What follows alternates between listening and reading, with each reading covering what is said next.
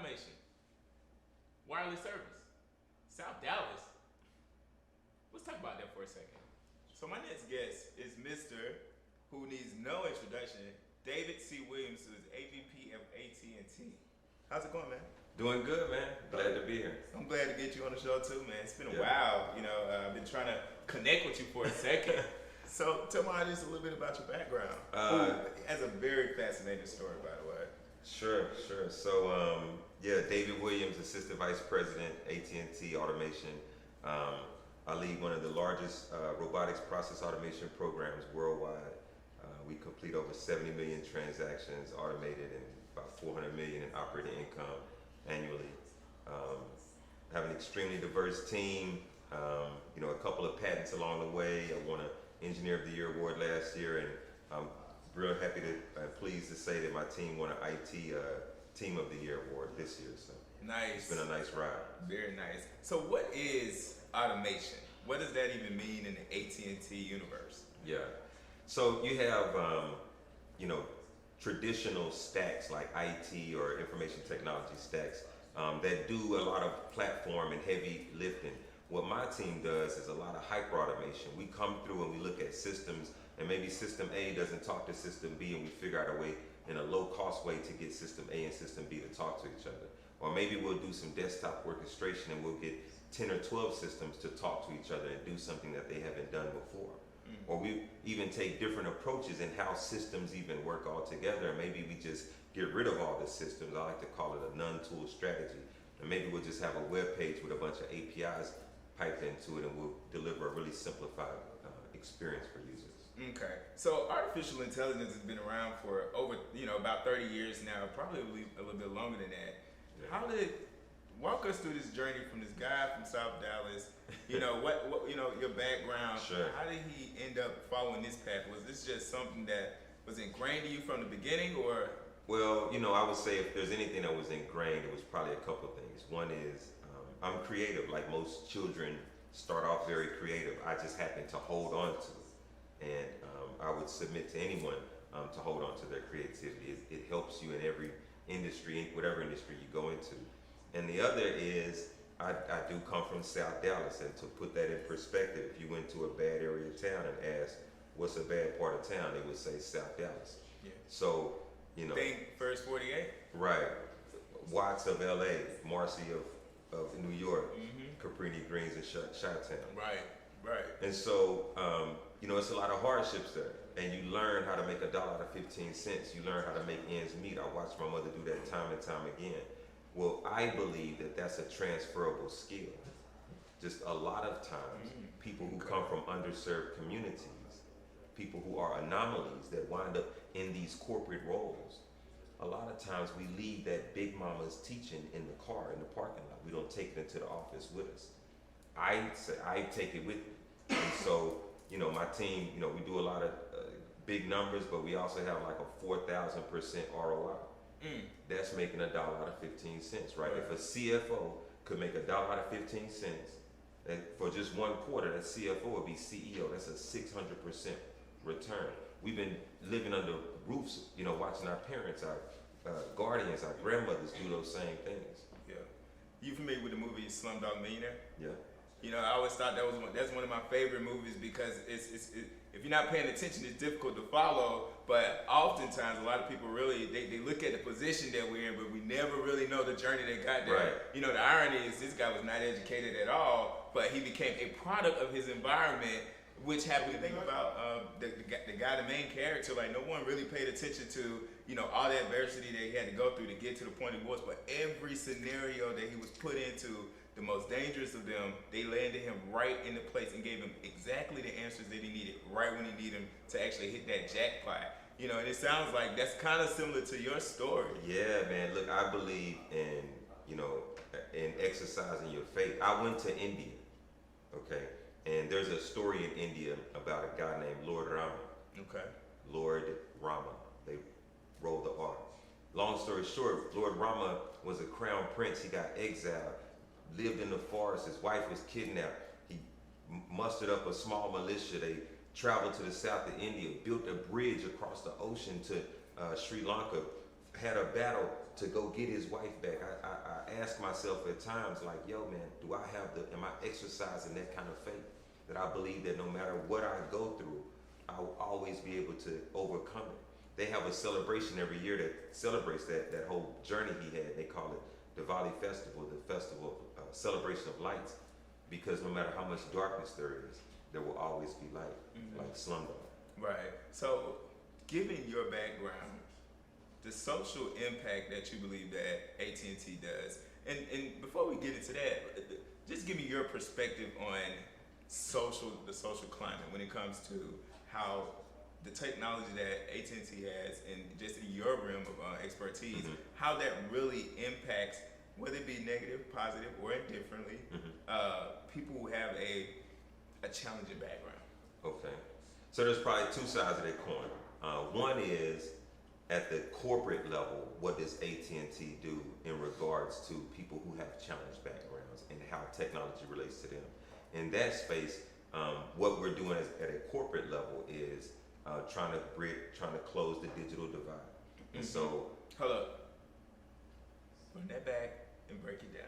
Okay. Close the digital divide. It's such a big idea. It is. It's huge, right? That is such a big idea. It's huge, but it's just a couple of tenets that I'm gonna speak to, or that AT&T as a corporation are focused on.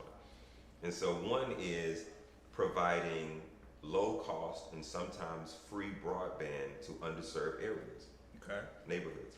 And the way that we're doing that is we're partnering with the federal government, the state governments, and a lot of school ISDs, so that they can enable these students who are living in these underserved neighborhoods to have access to decent broadband, so they can do homework and video and all the things that school requires today, because it's way different. It's not just pen and paper anymore, right? Right. And so exactly. It's a total different, delivery system of education. Exactly. Whether you're talking all sorts of video-centric teaching, right? Lessons. So trying to provide that broadband to those areas. Also at the corporate level, what we're doing is going into different places like the MLK Center in your city or whatever, and helping to equip some of those places not only with high-speed broadband, 5G, but also tablets and computers and things, so that folks can have the abilities to go use these things in a central location where we have a relationship with the Dallas Chamber of Commerce and MLK Center and all those things. So at a corporate level, that's what that means. For me, look, I'm in automation. I didn't have a traditional journey into the role that I'm in. Because of my journey, I'm indifferent. I'm not indifferent. I'm very open to, I'm very considerate of the fact that everyone's journey will not be the traditional journey. So some folks on my team have PhDs. It's like Neo in the Matrix. Some folks are not that on that end of the spectrum from a technical perspective, but they know process. They know where the bodies are buried. And so, I hired and promoted a lot of black women, black men, Hispanic men and women, Asian, LGBTQ, folks living with disabilities, veterans, because I believe that the way to achieve that 4,000% ROI, one word: diversity. Okay. You gotta have people that don't look like you, think like you, looking at the same problem. That's how you come up with the best solution. When we think about skill sets, like what do you specifically look at? Because and here's a challenge in my space, and for a lot of my clients. It's funny you talking about the Dallas Black Chamber, those resources at the MLK Center. We have people that literally come up to, me sitting on the board, that will lean up on our building just to get access to the Wi-Fi that we have, because they don't have it in there.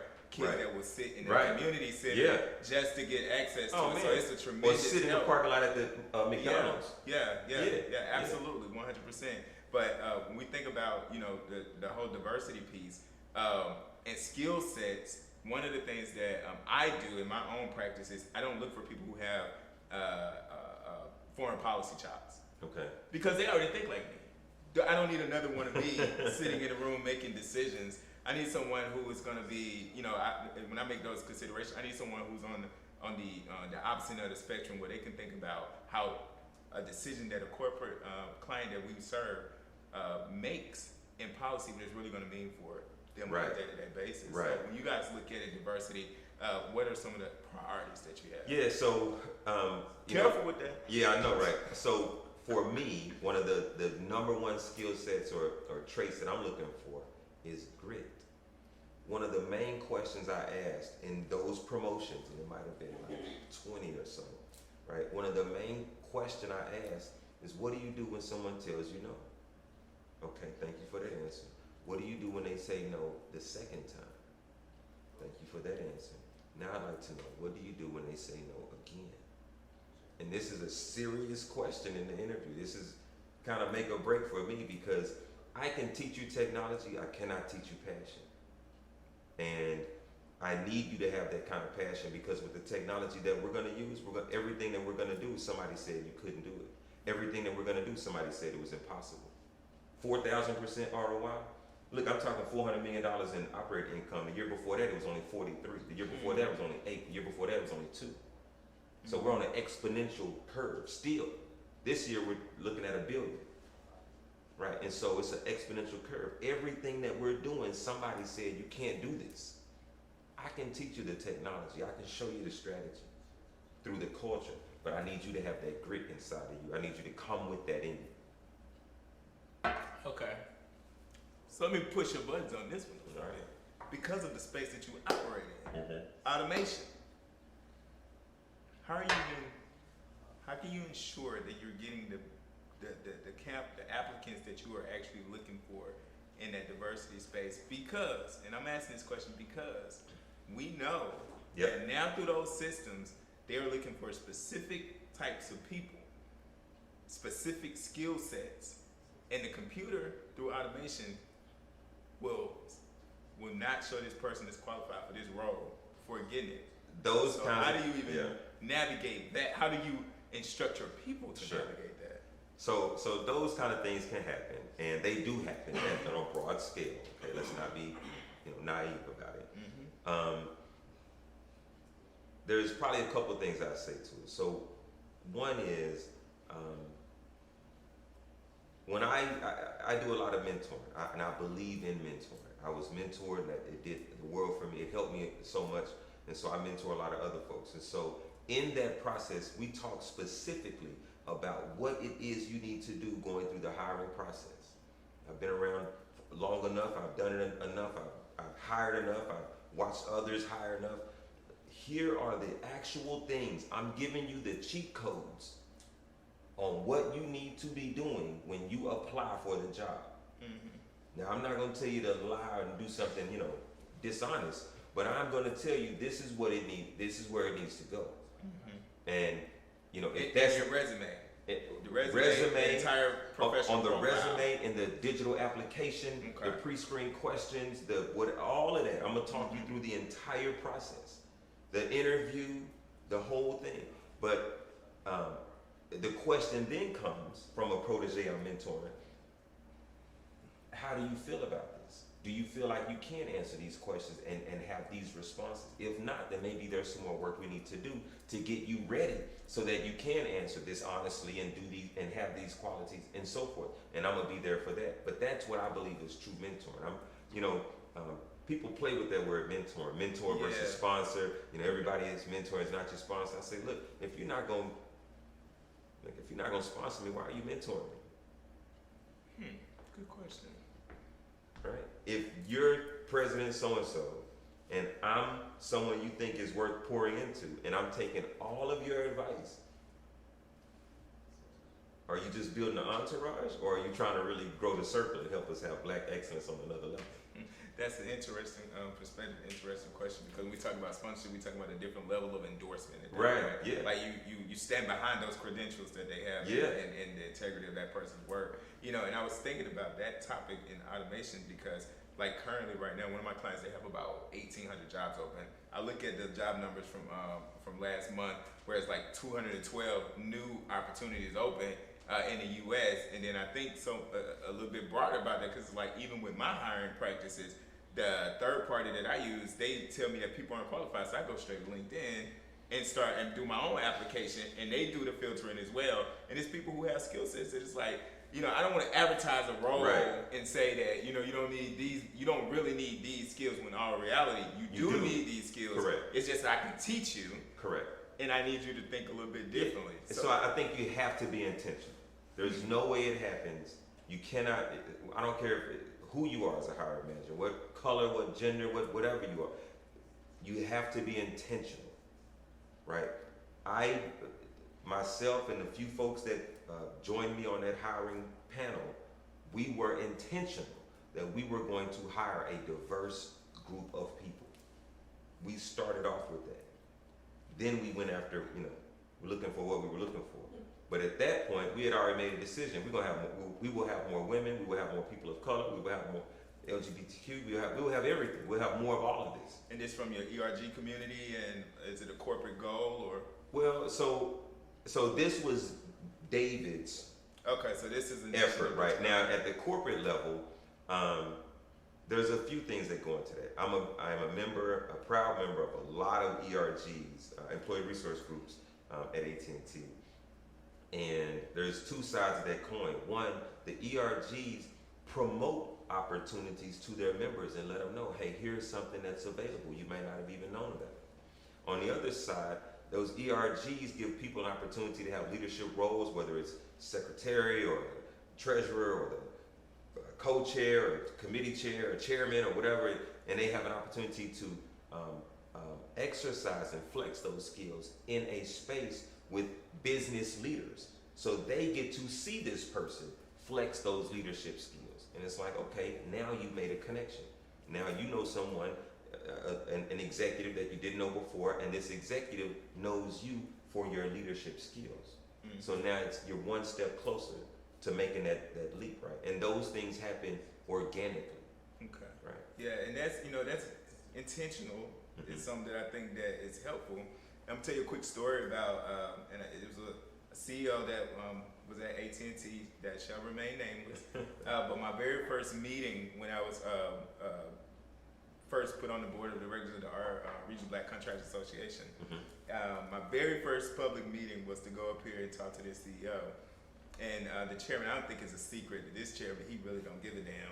The very first meeting, fresh out of law school, and he sits there and he says, you guys, he said, y'all problem is y'all don't hire black people.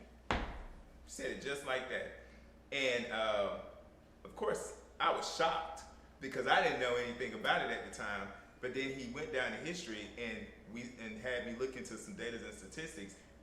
Bell South came up and all the different customers, the customer base, the most loyal customer base that AT&T had at the time with all these iterations, all these transformations, happened to be that black customer base that literally stuck through all these transformations, particularly in the South.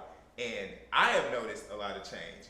Internally, do you notice any change in its corporate environment? Yeah, so leaving the CEO's nameless, there was a CEO of the company that made a public statement, made a few public statements, but one very early.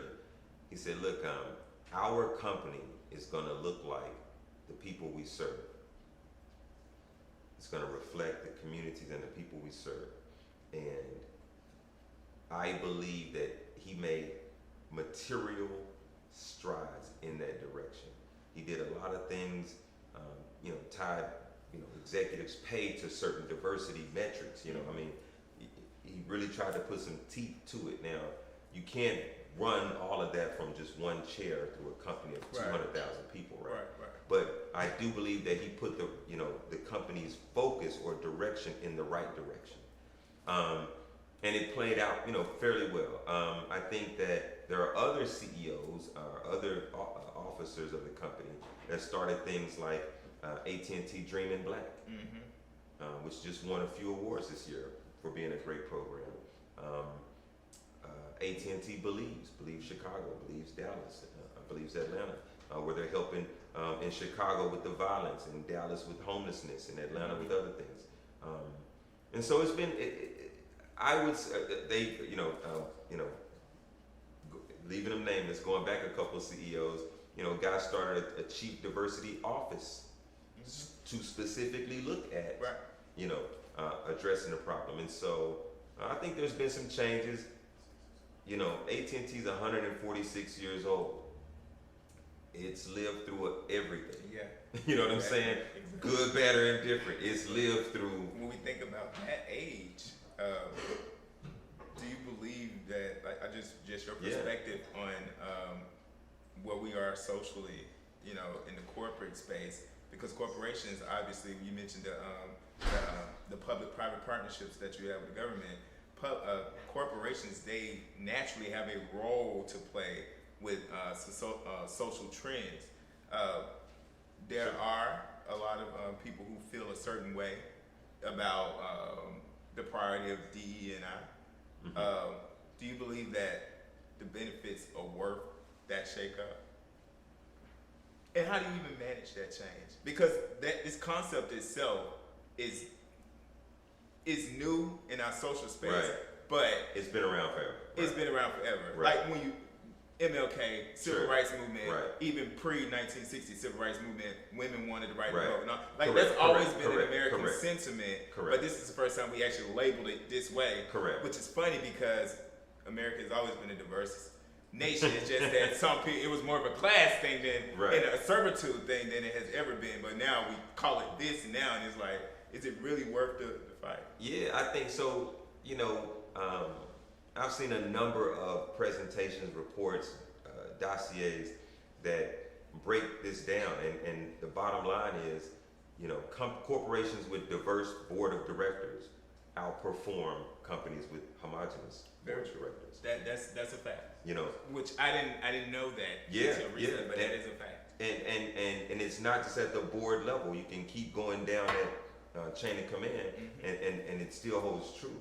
Executive management, C-suite, all that. And so there's been a concerted effort really to try to address it. And you say, AT&T's been around 146 years. We talked about that. There are certain movements that AT&T was on the progressive side of it before it was accepted. Mm-hmm. And there's a number of them, whether you're talking, civil rights with African Americans, or civil rights with LGBTQ, or civil rights with veterans and their rights, right? I mean, AT&T has taken a public stance. I mean, year after year after year. I mean, I can't quote them right now, but I don't know, back in the 60s, 70s, they had these different timelines of where AT&T took a stance before it was law, took a stance before it was law, took a stance before it was law. And so we try to stay on the right side of progression. I mean, what we do, what we build, enables progressiveness. 5G, Wi-Fi, smartphones, apps, broadband, fiber, all this stuff. It enables those things. And so in our DNA, we believe about being progressive. Now, sure, we're a conservative company. We try to, do things financially, savvy and all that. But we are a progressive company in our mind state of where we want to be or who we want to be as a company. Mm-hmm. Do we get there all the time? Maybe not. Maybe not as far as we like to go. Maybe not as fast as we want to go. But I think that we're pointed in the right direction. Okay. Now, when you think about AT&T as a fiscally conservative organization, but socially they are quite progressive. They've also taken advantage of the liberal world order. When I say that, we talk about the expansion of its products, its services, its offerings, and its partnerships beyond American borders. Yes. When we think about what you specifically do, automation, Yep. do you have any reflection on some of the things we've seen over the last 10 years in that space when we think about the bot space, the implications in the 2016 election, even pre that, some of the Sony hacks and things that we saw, a lot of those were vulnerabilities that we had in the technologies that we use, and a lot of those back doors were channels that they use an American business to get into certain systems to shut down things. So everything that we do, I mean, we're a connectivity company, a technology company, but everything we do, we wrap it in security. And so not only are we fiscally conservative, but from a cybersecurity perspective, like, oh my God, we have on a belt, suspenders, duct tape, staples, the whole nine. And so, yeah. Just to be clear, you guys didn't have a hand in any of Yeah. that, but we see more and more Yeah. companies as this technology advances and speeds up. A lot more companies that Yeah. we never would have thought are experiencing these hacks. And so we spend a lot of money, a lot of resources investing into the cybersecurity space, partnering with all of the various departments that are in that space, whether it's military down to local branches and communities. What about internally, AT&T? Do y'all have a global compliance office? Oh, like, yeah. How big is it, and do Oh, your yeah. office actually? Yeah, absolutely. work So with yeah, I work with our compliance and corporate security teams all the time, and they're very present in almost every facet of the business, whether you're in customer service or working in the store or a technician outside installing internet. They're very ingrained into all of the processes, Okay. right? And for me, a technologist, someone who's trying to reinvent the future, right? A lot of times we're having conversations to make sure that as we reinvent, we don't step outside of some boundary and create a new vulnerability, right? We, play within the guardrails, and if we need to push the envelope, we'll push it together in a secure way. To that very point,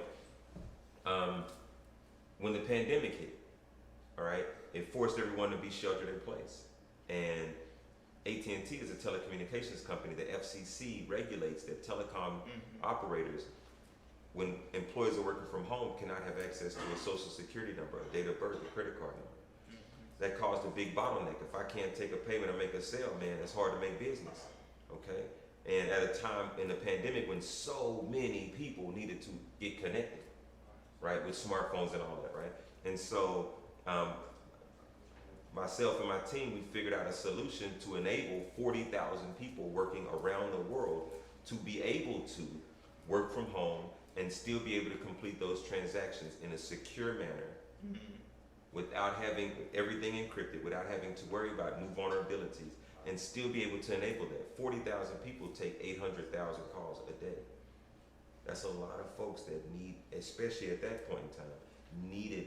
How many hospitals, schools, law offices needed to get those services? Yeah. Right. To stay afloat. Yeah, Small just to- businesses yeah. especially. Yeah. And it's absolutely, it's crazy that you would mention that because, I was thinking about the American Innovation Act, and I wanted to touch on a couple of things in it, but to hear that story, it just kind of crystallized how wrong the policymakers, are getting this. Because the overall spirit is to protect little guy. Yeah. And I guess we could say consumer Yeah. of these technologies, Yeah. From big tech, if you will. But I think that's the wrong way to actually look at it, especially you use the term reinvent the future. That is innovation. Like, we change the way we do things to advance what we're doing. From a policy level, a lot of that stuff, have you looked at it? Just a little. Just a little bit. Just a little. I'm not going to even bring out too much of that. I might put my phone out here in a second, but just from a policy level, how do you feel about the way our government is handling a lot of this, the regulations, the regulatory framework around technology? Because it essentially does not exist outside Right. of a compliance, In a lot of spaces, right. Right. I think that the way that the way that laws and rules get put into place around technology, at a corporate level, the way AT&T talks about it is, look, we just say, look, it's okay to put laws and rules, we just want them to be fair, right? Don't treat us differently than you might treat another company doing the same thing that we do. And now you're giving preferential treatment to them where, not to us. And AT&T has lived through that in a number of different instances where the laws came out and AT&T was somewhat handcuffed or penalized by the law and had to work through that. Telecommunications Act, all the Texas ComSouth stuff, And so, where they never built a phone company. Right. That was a Right.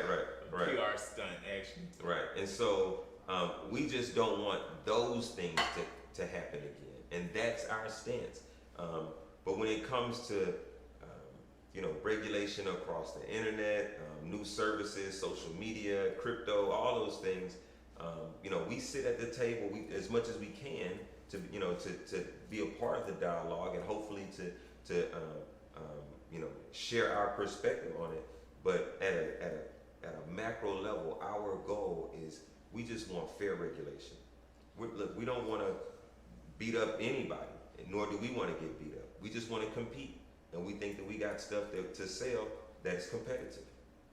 In the American Innovation Act, it assumes that a tech company has the ability or can gain the capability to control 25% of a person's data. And when you think about something like that, that's such a broad statement. Yeah. It is so bold to say that.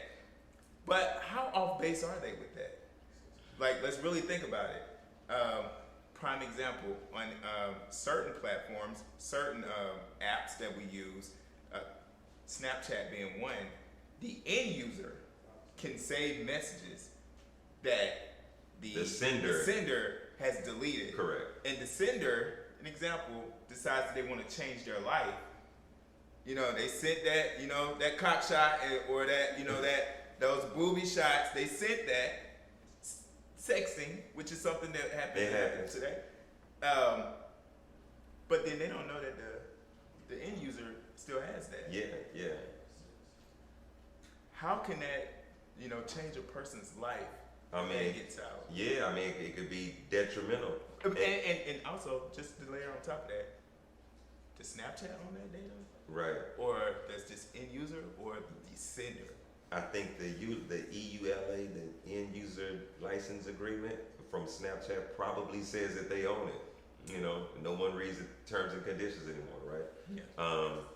And but is that 25% of this? So the question of can a technology company own or control 25% of a user's data? Look, some people live off their smartphone. Live off of it. Eat, wake up, work, play, entertain. That's where they get their dinner, Uber Eats, all of that, you know. And so absolutely, I think that you know, it is possible, it is feasible for someone to have shared more than 25% of their data that sits in, you know, a couple different platforms, right? Whether it's Netflix, Amazon, whatever. I think what those platforms do with that data becomes the question. And if the end user is at least aware or conscious that they're given this data. Like, for example, most people are okay with giving Google or Apple their location data in exchange for the convenience of GPS, right? That's a fair exchange of data. Okay. You know, you may not drive very much. Let's say you don't own a car, but you still okay with it. You know, you use it every now and then. Somebody else who's an 18-wheeler, they use it every day, right? So that's a different proportion of how much Google is using in those two different users. But in either case, it's a fair exchange. I will give you this in exchange for that. I think when it gets weird and the reason for legislation is when it's not a fair exchange. When someone's taking that data and they're not being upfront about it, or if someone's taking that data and doing something that you didn't believe that they should do, that's when I think it gets weird, and regulation is ideal to help with those. Right. So under this new proposal, they'll have 180 days to actually to propose regulations, how to regulate the policy once it's completed. It hasn't made it over to the Senate for debate, which I'm pretty sure it get watered down at that point. But then another aspect of the bill is what a user, how they can actually be made whole or retaliate against a technology company. So I was thinking about, like, when you talk about the example that you gave with the truck driver who may use this Google map every single day in their day-to-day work. Well, should his baby mama be able to track him on that? And should it be, you know, should Google be allowed to give her access to that, or employer? Yeah, I mean, so it all goes back again. I mean, look, you're the lawyer. It goes back to end user license agreement. no one reads the T's and C's, right? So, you know, everyone has worked from home just about in the world now at some point. Or not everyone, but a lot of people. And so, you know, whether they read it or not, I'm sure your employer owns the data on the device that you're using, right? And so if you choose to use that device and do something that you don't want your employer to know, that was your choice. Now, you know, I mean, maybe that wasn't crystal clear when you picked up that laptop or smartphone or whatever. I don't know. I mean, it's 2022. We've kind of been doing this dance for a while. I don't think this is new information, you know, for most people. It's very true. Yeah. It is very true. So, you know, it goes back to being careful about what you do with your data. And, you know, you can't sign up for everything that comes through. You can't answer every spam call. You can, you know, like all of that stuff is, you know, the first time you answer one, now another two, three more gonna call you, right? So you're giving that data away pieces at a time. Yeah, and I think the question is like, because the tech company has that much access and they're being trusted with that much access to a person's data, then they monetize off of that. If it has harmful impacts, should that user be able to have the right, you know, to be made whole based on that? And of course, that's going to impact the user agreement. Yeah, it's going to impact how tech companies and platforms actually, you know, they sign up that entire process. That is definitely going to interrupt, because the number one thing that the state has to do is protect individual rights. Hopefully. You know, constitutionally, that is their number one job. Right. If nothing else, national security and protect the individual rights. Right. So that's literally what we have to do and how we need to think about. We have to think about policy. Yeah, I think it's a slippery slope, right? So somebody sends whatever kind of sexually suggestive DM through Instagram or Facebook or whatever, you know. Snapchat me that. And so, however, whatever transpires, something goes south and the person is, you know, not feeling good about the scenario. It becomes a slippery slope to say, Facebook, you owe me this amount of money. Now, I'm not saying Facebook doesn't own some responsibility, and maybe they owe some money, maybe, you know, depending on the scenario. You know, was it your phone hacked? Was it this? Was it that? I don't know. But that's a very slippery slope, because, I mean, and we've seen it, you know, in policy where as someone makes a precedent and filing a lawsuit, here comes the avalanche. Right. And whether we agree with that or not, Facebook, Amazon, Netflix, all these big tech giants are the ones that are inventing the future, giving us the things that we want to do. Right. You know, we want to video chat with each other. We want to have 10 video chats going. We want to have Zooms going. We want to have, you know, and so I think the government has to keep in mind, like, you know, these companies are not going to keep reaching for the moon if there's, you know, a zillion different pitfalls in doing it.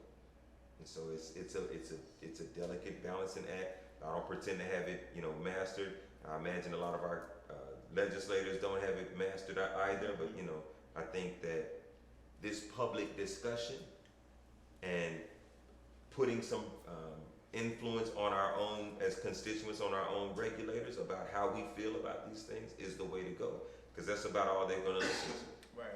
And the CBO haven't even come up with a budget around it. They have no clue how much money is going to get spent in this space, how much money we really need, and there's not even a real. And my concern about the legislation itself is it puts, you know, corporations who really are inventing the future, it puts them at the end of the barrel of the gun. Right. Because now at this point, it's like you're saying, hey, we want you to have a public-private partnership with us, but we're also going to make it as difficult possible to innovate. Right, you know? Right. So AT&T spends about $20 billion every year investing in the United States. We invest more money in the United States than any company in the United States. And we've been doing that for the past 10 or 15 years. And we do that predominantly building out 5G, building out more broadband, trying to get to more neighborhoods. I believe don't quote me on this, but I believe we build 3 to 5 times more than the second place person building stuff out in these areas.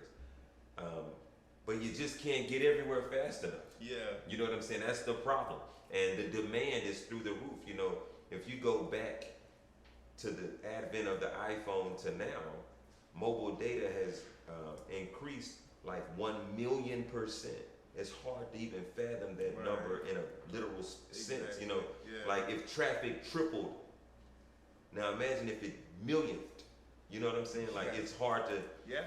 fathom that. But for us, traffic has went 1,000,000 times higher, and we've had to deal with that. We've had to keep investing and building on that. And you know, I think for companies that are spending that kind of money, nobody wants to, you know, get in a space like that and then feel like, you know, you're not going to have a good opportunity to get a return on it because you're going to get hit with a bunch of legislation that's going to penalize you for everything that you do. And so again, I just think it's a huge balancing act that folks you have to thread that needle properly. Otherwise, you're going to slow down innovation, or you're going to leave a bunch of customers vulnerable to, you know, being misused. So I want to take a different little turn and just get some personal thoughts that you have about the metaverse. Like, what do you think about that space? Because, like, okay, it's a new term. We have a term for it, but virtual space is, you know, we've been existing in that, Right. and it's just evolving. Now we just are the like Sims now. exactly. We're literally being placed in it, Right, you know, and right. have to operate in it in a different type of way. But I think people just waking up to it now. Like, Look. what are your thoughts? All right, so this is Got some this new is stuff? non AT&T. This is my thoughts. All right? okay. So one, I absolutely love the metaverse. I love the whole concept of it, everything that goes along with it. But I also look at the metaverse and I say it was ingenious because look, Google is the index of the internet, Okay. right? That is how, you know, Bing and others are trying to, you know, but Google is the index of the internet. That's how you get around it. And they have a beach head, a beachfront that you just cannot beat. They have it Yeah. kind of, and Mark Zuckerberg figured out a way to take that and put it in the metaverse. Where before you would search for things using keystrokes, and now you walk around and travel. And so where you had McDonald's.com and I had McDarrell's.com or McDonald.com, right? It was close proximity. In the metaverse, that means nothing. In the metaverse, Snoop's house is here and mine is next to it. That's proximity. Like, and so I think it's genius that Zuckerberg has put that together, and it's a wildly successful platform. I think folks ought to spend money, get involved, see what all you can do with it. I'm definitely experimenting with some things in the metaverse. I got a book coming out. I'm trying to set up some stuff in the metaverse, and so that'll be kind of cool. Okay. So what about the targeted audience, which is investor community and also the kids? Yep. That's a different world So at that point. yeah. So again, going back to investment, right? Facebook. Let me take him out of it. Facebook spends this amount of investment to go build this new world. Is really what it is, a simulated world, and if they are going to try to get a return on that investment, they're looking for early adopters. Yes. Who is going to be an early adopter? People with money,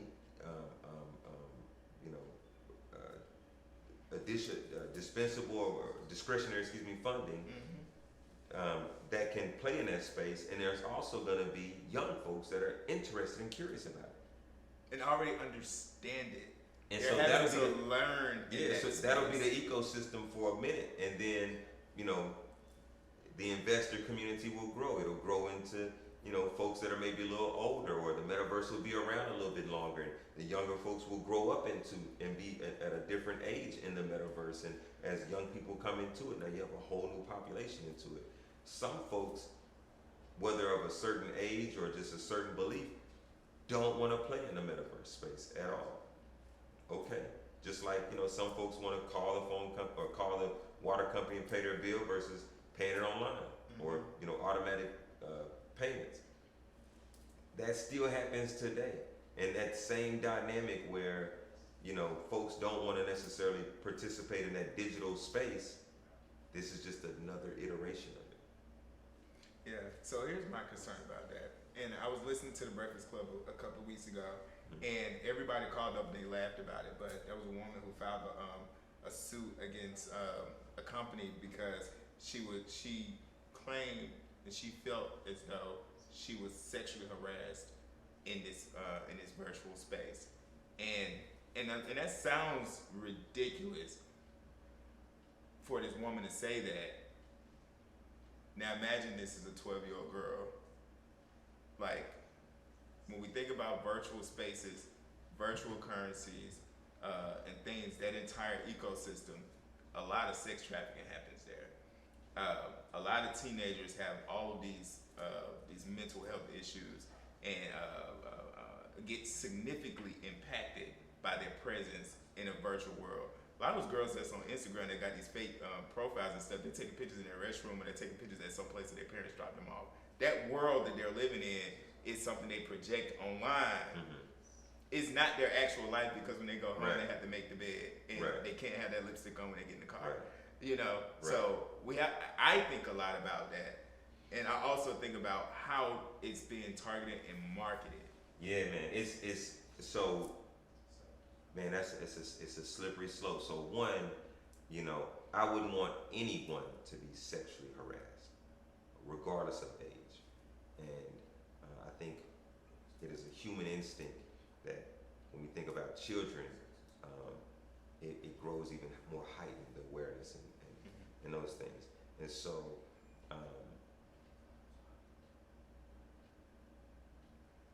two sides of the coin. One is, listen,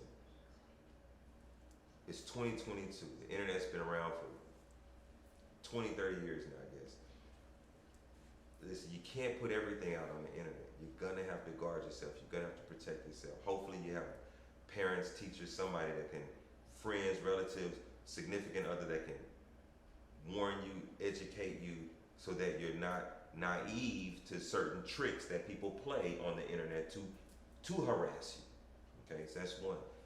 On the other side of the coin is, I think sexual harassment, I think cyberbullying and all of that, I think it's going to get a lot harder to do. I think the metaverse is probably the best caller ID for the internet that you could imagine. See, you used to could play on the phone. Let me go back. You used to could play on the phone and call somebody to do a prank call. Remember Bart Simpson, The Simpsons, he would call people, make these jokes, whatever. They didn't have caller ID in The Simpsons. Okay, caller ID come out, you call my house and say, what? Right, I get not only get your phone number, but find out where you stay and all the other stuff with it. Well, in the metaverse, I think that it may not be there yet, but I think with AI and with the fact that you are projecting your own image or whatever your persona is in the metaverse, I think that is going to give a lot more breadcrumbs for authorities or platforms to say, we don't want that here. Yeah, but we haven't seen evidence of them doing it now. No, we haven't. So that's what causes me to pause. Like, I think that it could be if the companies, if their bottom line was aligned with if they really redefined their values. Like, for instance, which gets back to, I hate to interrupt, but it gets back to the very point you made earlier about how much do you award that person. Maybe there is something that you award them. I don't disagree. I don't know how much that is. Is it $10, $10 million? I don't know, right? But I think when you start to do that, when you get that balance of legislation right, I think those things start to happen. Facebook changed from Facebook to Meta, not only for aesthetics, right? They were in court. I mean, they were in congressional hearings a lot prior to that name change. There was a rebranding of Facebook, right? To kind of throw off some of the other stuff that was going on and set Facebook up in a different light. And you remember that whole Meta concept, they was just 2 years before being called before Congress, they were fighting with the legislature about whether or not they can have this currency. You know, and that's what Meta was being advertised for legislatively at first. And not one country on the planet would go for it because they're like, no, you can't. We're not going to allow this company to start a new currency. Exactly, and usurp the the standard that we have. Right. The global the U.S. dollar is the standard we have, and to have a private ownership of a brand new currency, we see what's happening in that space today. You know, look, a lot of crypto is not going anywhere. No, absolutely, it's not. Yeah, it's not going anywhere. That cat's out the bag. But how we actually, you know, but the premise of that blockchain technology is gonna just regulate this stuff that's already been proven false. Because if blockchain technology was so good at regulating it, then why do the numbers of sex trafficking, drug trafficking, all those things continue to rise in that space particularly? I'm with you. So I think that some regulation is going to occur, right? When the internet was born, what was it, like 93 or something, right? They didn't even know what kind of law to write. First in 91, yeah. 93 it really right. started going out. Right, you know, they didn't know what kind of law to write about. What is the internet, right? They didn't even think it was going to last or be real or whatever, right? And now there's a zillion laws that govern payments and end-user license agreements and all this other stuff that we had no concept of before the internet. Here's the thing, that's not legislation though. That's the scary part. That's compliance. Oh, yeah, right. That is compliance. And these compliance officers, you know, FCC sure. and stuff like it's not coded in legislation. Sure. That's the thing that concerns me. I got you. Yeah, good point. Good and good delineation of that. Look, I think that it is a dilemma. It's not an easy one to solve. I think that as Meta grows, the metaverse grows, I just think that there's no way they're gonna skirt around somebody's putting some laws around it. It's just gonna happen. Now, whether it's laws that you and I feel like, oh, this really helps, you know, like, hey, we got GPS, we got something for these laws, like this really brought us somewhere. Maybe not, you know, I don't know. Jury's still out. Yeah. Such a heavy topic. It is. I'm gonna go to something a little bit lighter. All right. What's going on in the foundation that you're supporting? I've seen a little bit on the social media. Oh man. On LinkedIn. Yeah. So I got my hand in a few different areas. I'm trying to just trying to help the community. I mean, that's at the end of the day. So I joined as a board member for Spark Dallas. That's a creative learning facility, and their premise is around if you can help a child to realize their creativity and hang on to the belief that they are creative, they will do better in life and professionally, et cetera, et cetera. That's the premise of that. Individually, what I've been doing is holding solar robot workshops in underserved communities. And in those workshops, what we try to teach them, I can't teach a child robotics in 2 hours. Right. What I can do is expose you to robotics. I can expose you to solar energy and how that works. We can have some fun, some competitiveness in building the robots and racing the robots, and maybe light a fire inside you so that you're inspired to go do this more. Maybe I can work with children young enough that they can get into the tech space and be successful, because it's kind of hard to jump in senior year of high school and, and go be a data scientist.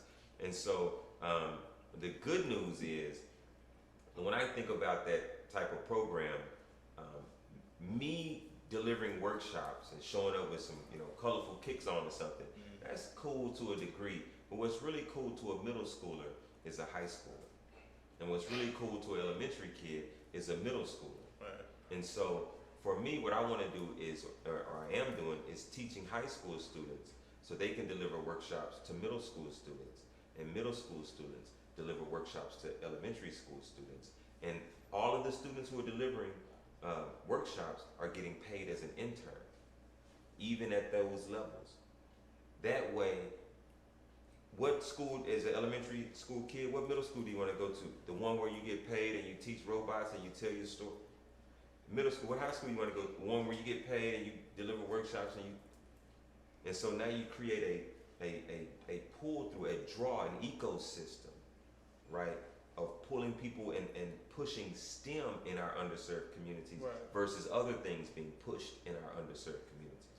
So Mhm. that is like, that's like the crown jewel for me to be able to partner with some. And I recently have partnered with Lancaster ISD. I'm working with Duncanville ISD, and we just struck a partnership with Perot Museum to do exactly that, so that we can start to push STEM in communities, children of color, and have them more exposed to this. Are we even talking about STEM the right way? I think it can be, it can come across very elitist and aloof. Very much.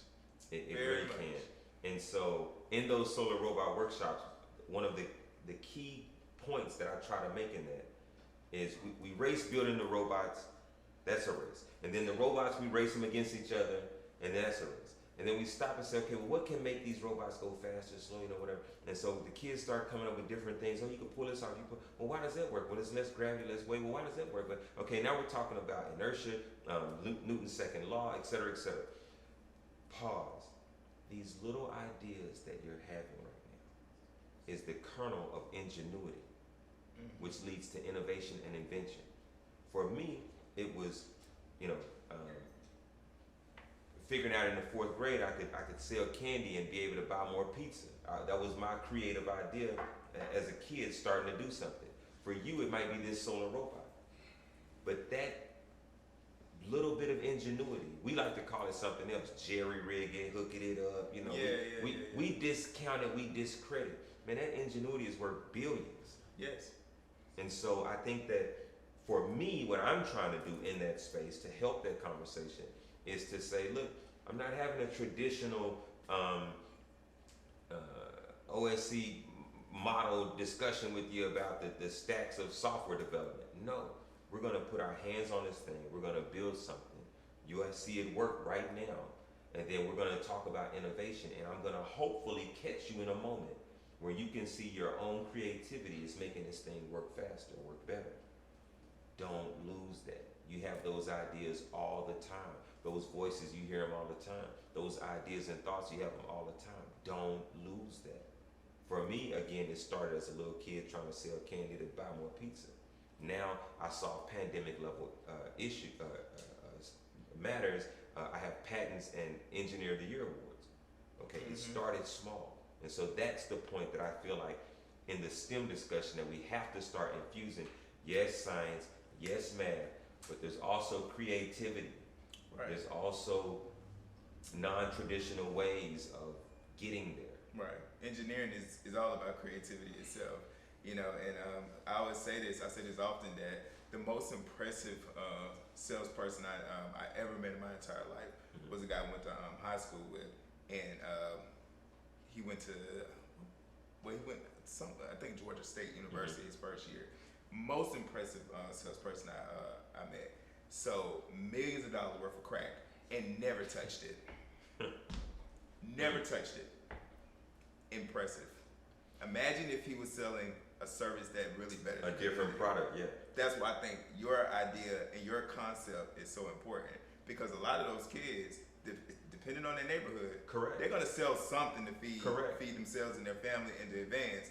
Why not sell a skill that matters to them and going to contribute to the Right. broader community? And so, and that's my dream, is that you have students, you have children in underserved communities, and little Johnny's having a birthday party, and instead of it being at Chuck E. Cheese, they having a solar robot workshop, and Lil Ray is gonna come over here and teach at Lil Johnny's party. Lil Ray will get paid. Lil Johnny, all these kids are gonna see it. They have a fun time. When we do these workshops, these kids go crazy about this stuff. I mean, it really turns the light on in them.